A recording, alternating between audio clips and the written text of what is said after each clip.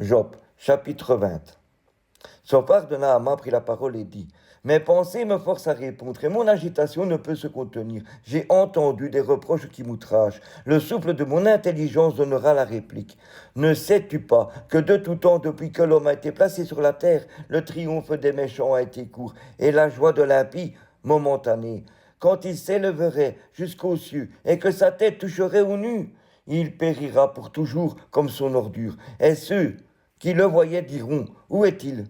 Il s'envolera comme un songe, et on ne le trouvera plus. Il disparaîtra comme une vision nocturne. L'œil qui le regardait ne le regardera plus. Le lieu qu'il habitait ne l'apercevra plus. Ses pieds seront assaillis par les pauvres, et ses mains restitueront ce qu'il a pris par violence. La vigueur de la jeunesse qui remplissait ses membres aura sa couche avec lui dans la poussière.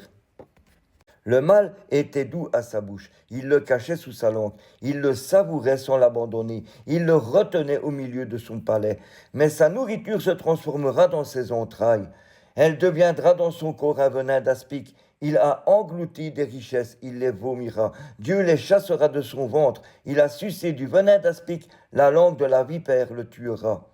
Il ne reposera plus ses regards sur les ruisseaux, sur les torrents, sur les fleuves de miel et de lait. Il rendra ce qu'il a gagné et n'en profitera plus. Il restituera tout ce qu'il a pris, il n'en jouira plus.